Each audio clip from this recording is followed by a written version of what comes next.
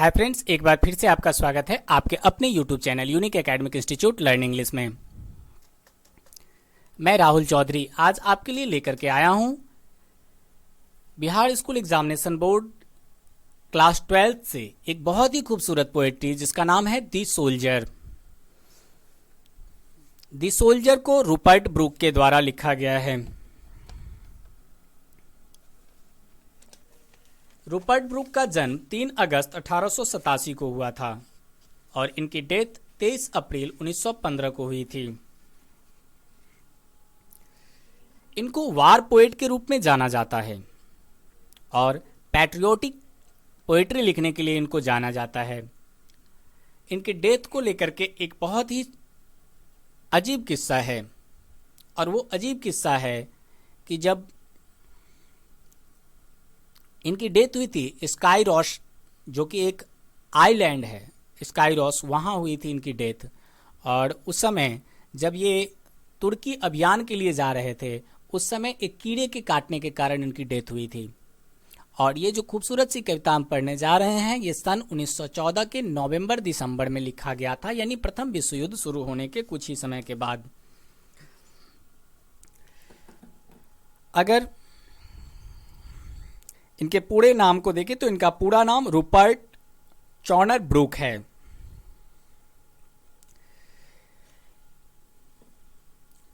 इनकी यह कविता दी सोल्जर जो है यह उस दौरान वहां के गिरजाघरों में गाई जाती थी और इनके बारे में W.B. येट्स ने कहा है कि यह आदमी जो है वह इंग्लैंड का सबसे खूबसूरत युवा है, यानी इंग्लैंड के सबसे खूबसूरत युवा के रूप में इनको जाना जाता है।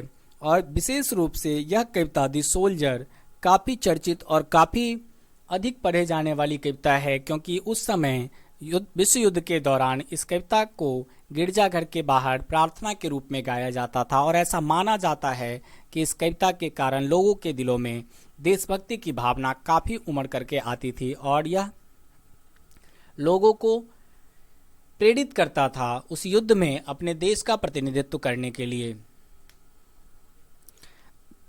आइए हम देखते हैं इस सोनेट को। अपने सोनेट के लिए ये जाने जाते थे। सोनेट का अर्थ मैं आपको बता दूं, सोनेट एक 14 लाइन की कविता होती है और दुनिया भर में 2 प्रकार की सोनेट होती है। टाइप्स ऑफ पोएट्री की मैंने एक अलग वीडियो बनाया है जिसको आप देख सकते हैं इस चीज़ को समझने के लिए। तो ये एक सोनेट है, 14 लाइन की कविता रूपर्ट ब्रूक की, एक बहुत ही प्रसिद्ध सोनेट, बहुत ही खूबसूरत सोनेट जो हर राष्ट्र के हर सैनिक को समर्पित है।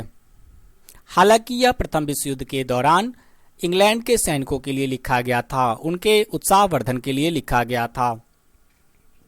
एक सैनिक की जुबानी ही आप इसको कह सकते हैं। कहते हैं, if I should die think only this of me, that there some corner of a foreign field that is for ever England, there shall be in that rich earth a richer dust conclave, a dust whom England bore, shaped made aware, gave once her flowers to love, her ways to roam, a body of England's breathing English air, washed by the rivers, blessed by sons of home।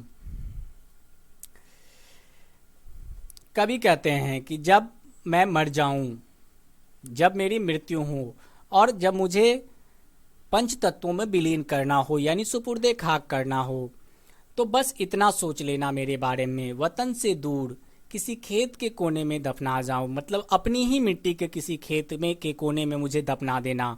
अपनी मिट्टी, वो ज़मीन जो मेरी कुर्बानी के बदले England की हो जाएगी, अपने वतन से दूर, यानी उस ज़मीन पर जिसमें इस युद्ध में तुम कब्जा कर लेना, जिसको तुम अपना बना लेना, और मेरी कुर्बानी के बदले जो ज़मीन मेरे देश की हो जाए उस शानदार ज़मीन पे मुझे जाकर दफना देना और उसी में मुझे खाक में मिलाना। खाक यानी सुपुर्दे खाक करने का मतलब होता है कि पंच तत्वों में विलीन कर देना, यानी पंच तत्वों में मुझे मिला देना। और कौन सी ज़मीन जिसने मुझे मोहब्बत दी, जिसने मुझे प्यार दिया और रहने के लिए रास्ता, टहलने के लिए रास्ता दिया, जहाँ हम टहला करते, जहाँ हमको रहना है। यह जो शरीर है, ये बॉडी ऑफ इंग्लैंड्स, ये जो मेरा शरीर है वह इंग्लैंड की है, यानी अपनी मातृभूमि की है, और मैं जो सांस लेता हूँ वह भी इंग्लैंड की हवा है, और मैं जहाँ भी स्नान कर मतलब खुद को धोता हूँ, वो जो नदी है जिस जल का मैं सेवन करता हूँ वह भी इंग्लैंड का पानी है। और कहते हैं कि blessed by suns of home, और जिस पे जन्म लेकर के मैं बड़ा हुआ हूँ, जिसके जहाँ सूरज की छाया मुझ पर पड़ती है वह भी इंग्लैंड की है। यानी कि मैं पूर्णतया कर्जदार हूँ इस मिट्टी का जो इंग्लैंड की है। मैं यहीं के हवा में सांस लेता हूँ, यहीं की हवा, यहीं के जल का पान करता हूँ, और यहीं पर मैं सूरज की रोशनी का आनंद भी उठाता हूँ, उससे भी लाभान्वित होता हूँ।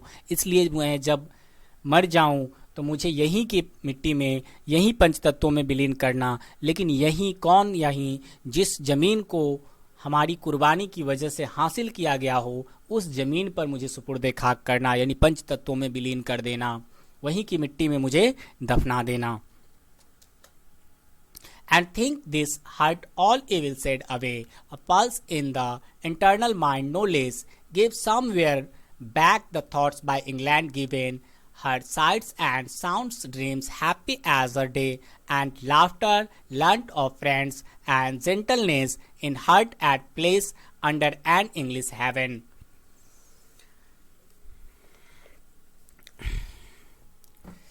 कहते हैं कि जरा सोचो कि यह जो and think this heart all evil shed away, यह दिल कितना साफ है। अगर हमारे देश की यह कविता होती तो कहते किसकी तरह साफ है, तो गंगाजल की तरह हम यह पवित्र है और हमेशा रहेगी। इस सोच में कभी कोई किसी प्रकार की हलचल या कोई भूल भुलैया होने वाली नहीं है। Give somewhere back the thoughts by England given, और कहीं न कहीं वो सारी बातें आपको याद आ ही जाती है जो इस जमीन ने, जो इस धरती ने आपको दी है। इंग्लैंड गिवन यानी इंग्लैंड ने आपको जो भी चीज़ दिया है, जीने का जो अवसर दिया है, वो कहीं ना कहीं याद दिला ही देता है, कहीं ना कहीं वो याद आ ही जाती है। वो बहुत सारी बातें, वो कौन सी बातें, तो हर sights and sounds dreams happy as her day, वो अच्छे दिन, सपनों की दुनिया इंग्लैंड की तरह जहां मैंने रहा, मुझे उससे जुड़ी हुई मेरी बहुत सारी यादें हैं। वो एंड लाफ्टर, वो ठहाके, और जो मेरे दोस्त हैं, learn of friends and gentleness, दोस्तों की जासूसी और उसकी जो काबिलियत है, दोस्तों की जो चालाकी है वो, और कहते हैं कि hearts at place under an English heaven, दिल में अमन शांति इंग्लैंड के स्वर्ग में। यानी कि कभी को इंग्लैंड से बेहतर जगह पूरी दुनिया में कहीं नहीं दिखाई देती। और प्रत्येक सोल्जर के साथ ऐसा ही होता है। प्रत्येक सोल्जर सोचता है कि उसका जो वतन है वही सबसे अच्छा है और उसके लिए वही स्वर्ग है। तो ऐसा ही रूपर्ट ब्रूक को भी लगता है, तो इसलिए वो उसको भूलना नहीं चाहता, और वो चाहता है कि उसकी कुर्बानी जो है वह कभी व्यर्थ ना जाए और उसको वहीं दफन किया जाए जो उसकी कुर्बानियों की, उन सैनिकों की कुर्बानियों की वजह से जिसको अर्जित किया गया हो, वहीं पर उसको दफन किया जाए। तो यह वैसे तो इंग्लैंड के कवि के द्वारा इंग्लैंड के लिए लिखी गई कविता है, लेकिन वास्तव में इस कविता को प्रत्येक सोल्जर से जोड़कर देखा जा सकता है। हर सोल्जर की यही ख्वाहिश होती है कि वह अपने वतन के लिए कुर्बान हो जाए, अपने वतन पे मर मिटे, और उसकी कुर्बानी से उसका देश जो है वह हमेशा फलता फूलता और आगे बढ़ता रहे। कहते हैं हिंदी में हम लोग कि शहीदों की मजार पर लगेंगे हर वर्ष मेले, वतन पे मिटने वालों का यही आखिरी निशान होगा। तो ये शब्द जो होता है, ये ऐसा हम क्यों कहते हैं, ताकि जो उनका हौसला होता है हमारे सोल्जर्स का, वो उससे बढ़ जाता है।